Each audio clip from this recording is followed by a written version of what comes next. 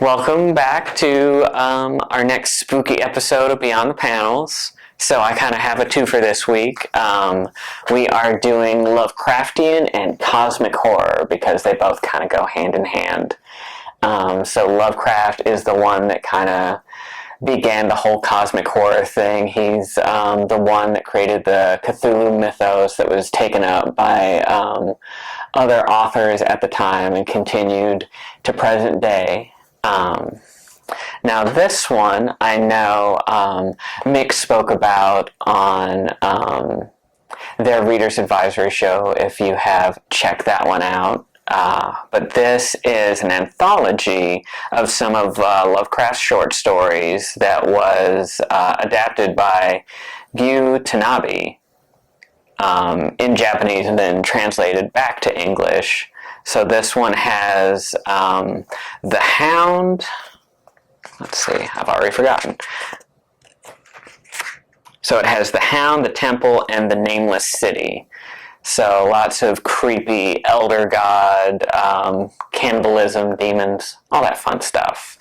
And because it's manga, it is in black and white. The art's really gorgeous, and it leads to a creepy sense of foreboding. And my next one is by Gail Simone. She is an awesome writer. She's written several things, Red Sonja, Batgirl, Suicide Squad, but this is her sci-fi horror, which is essentially if a certain celebrity out there's science-related religion was perhaps real, and there are invisible alien demons out there, and only this lady and her religion can save us. So it's an interesting take. It's definitely super creepy, got some body horror and violent elements to it, but I would definitely recommend anything by her. She can write so many different genres: fantasy, horror, superhero. My next one you have all probably heard of. So Stranger Things, which is on Netflix, actually has a comic book series that continues the continuity. So this one is the first installment, The Other Side. And of course, it deals with the alternate dimension of the Upside Down and the Demogorgon, which lives within, which does have those Lovecraftian elements.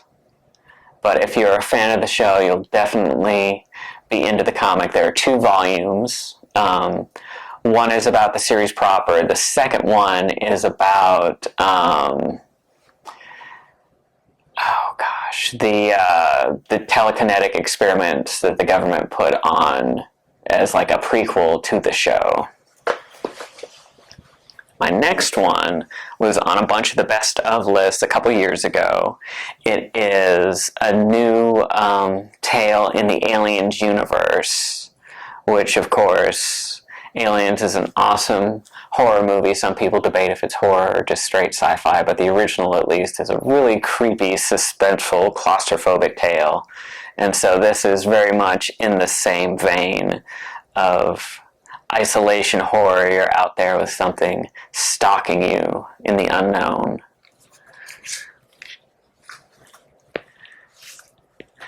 And this one is by Neil Gaiman, which I've spoken about before. And this is a series we've been getting a lot of installments from. It's the Neil Gaiman Library, where they're going through and making graphic adaptations of a lot of his short stories. So this one is A Study in Emerald, which is an oddly popular mashup recently with Sherlock Holmes and Lovecraft.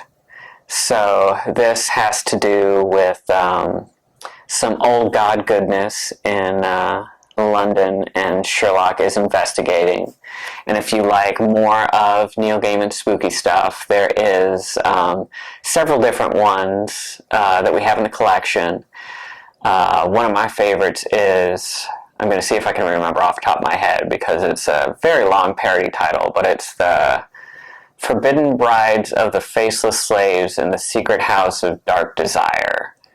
And it's a horror book, but it's a parody, because it's this author that wants to write contemporary fiction, but he lives in a gothic horror story, so he's constantly being interrupted by maidens with candelabras running from strange shadowy specters and his creepy butler and assorted spookery. And this is a historical fiction, so this one takes place in 1970s Detroit, and follows this investigative reporter as she delves into the underbelly of the strange supernatural happenings.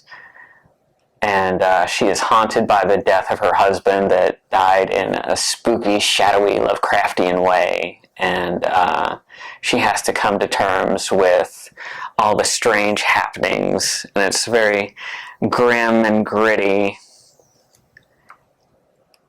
and it's got some gorgeous art. But yeah, it was definitely one of my favorites of the books that came out last year, and it is a solid read, and it's one and done, so you can just pick this up and read it from the get-go.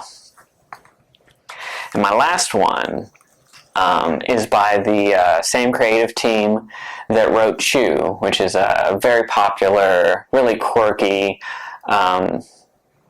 it's kind of a horror series, but it's got a lot going on. But this one is called Outer Darkness, and it's a sci-fi horror series about a new crew of space explorers that are going out, and has to do with them running into weird hauntings and possessions, things like this. Like their ship itself is run off an ancient old god deity, and in the first couple chapters of it, they run into a haunted Victorian house out in space because it was exorcised hundreds of years ago, and the ghosts haunting it are trapped floating through space.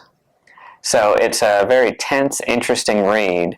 And I mentioned Chew because coming out either late this year or early next year, there's going to be a team-up book between Outer Darkness and Chew. The team also has another one that's one of my favorites right now, called Farmhand, that is another horror, science fiction, like body horror title about a cash crop, but instead the farmer is able to grow human organs and body replacements, but only he is able to. And the series delves into the dark secrets of why he's able to, and then, you know, the ethical constraints of genetic modification and all that good stuff. So I hope you found some good, spooky, sciencey reads this week. And I will see you guys next week. Be sure to like, subscribe, comment, and thank you so much for listening.